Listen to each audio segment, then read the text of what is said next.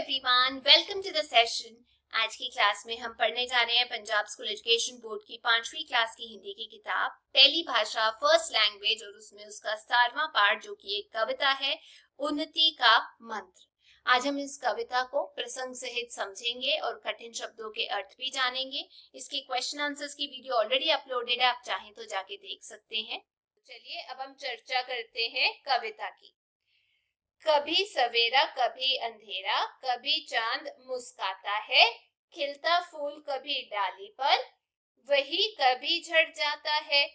कभी बालपन मिलता हमको, कभी जवानी आती है, पागल बन जब झूमा करते, तभी जरा आ जाती है। अब इसमें जो कठिन शब्द है वो सवेरा का मतलब होता है सुबह, वैसे ही मुस्काता का मतलब मुस्कुराता या आप कह सकते हैं हंसता, और है बालपन का मतलब बचपन। जर्रा का मतलब होता है बुढ़ापा। अब ये जो पंक्तियां हमने पढ़ी हैं, इन पंक्तियों के अंदर जो कवि है उन्होंने समय के मूल्य को जानने ही उन्नति का मंत्र बताया है। और इसमें कवि कहता है कि मनुष्य का जीवन एक सा नहीं रहता। प्रकृति में भी कभी सुबह होती है तो कभी रात का अंधेरा छा जाता है और चांद मुस्कुराने लगता है। फूल कभी डाली पर खिलता है और कभी वह झड़ जाता है। कभी हमें बचपन मिलता है और कभी जवानी यौवन आ जाती है। जवानी की मस्ती में पागल होकर जब हम झूमते हैं तो उसी समय बुढ़ापा आ जाता है। कहने का मतलब समय निरंतर बढ़ता रहता है तथा उसके साथ बदलाव भी निश्चित है। आगे, समय निरंतर बढ़ता जाता, बदल रहा जग जीवन है, बदल रही है पत्ती पत्ती, बदल रहा सब कण कण है। यदि इच्छा है सुख की तुमको, समय व्यर्थ मत खोना रे, जो कुछ करना करो समय पर, नहीं आलसी होना रे। अब इसमें कठिन शब्द जो है, समय का मतलब होता है वक्त, ठीक है। वैसे ही निरंतर का मतलब होता है लगातार। जग जीवन का मतलब होता है सांसारिक जीवन।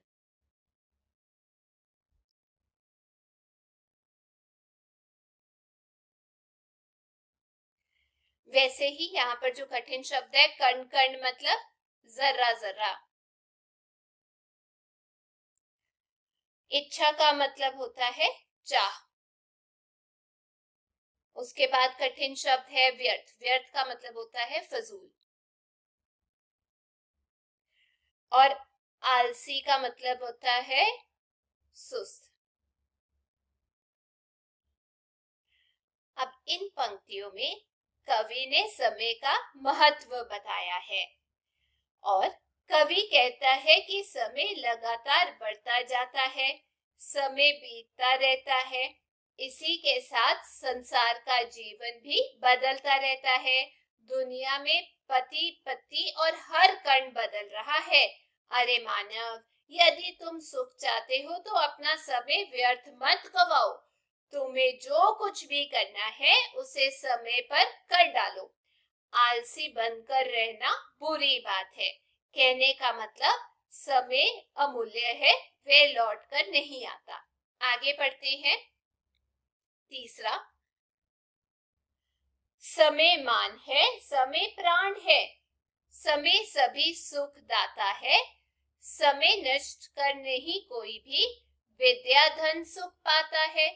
नहीं समय को कभी गवाओ, मंत्र उन्नति का याद रहे, मूल्य समय का जो पहचाने, जीवन उसका आबाद रहे। कठिन शब्द में मान का मतलब होता है इज्जत। वैसे ही प्राण का मतलब होता है जान। खुशदाता सुखदाता का मतलब होता है सुख देने वाला।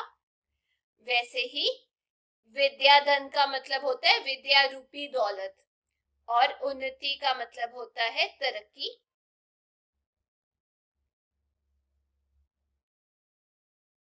और यहाँ पर मूल्य जो है शब्द ये वाला, इसका मतलब होता है कीमत। इन पंक्तियों में कवि ने जीवन में उन्नति पाने के लिए समय की कद्र करना बताया है, और कवि कहता है कि समय इज्जत है और समय ही प्राण है। कोई भी व्यक्ति समय को बर्बाद करके विद्या रूपी धन एवं सुख प्राप्त नहीं कर सकता, इसलिए समय को कभी मत गवाओ। इस उन्नति के मंत्र को हमेशा याद रखो। जो व्यक्ति समय की कीमत को पहचानता है उसका जीवन आबाद रहता है। कहने का मतलब हमें समय के महत्व को पहचानना चाहिए।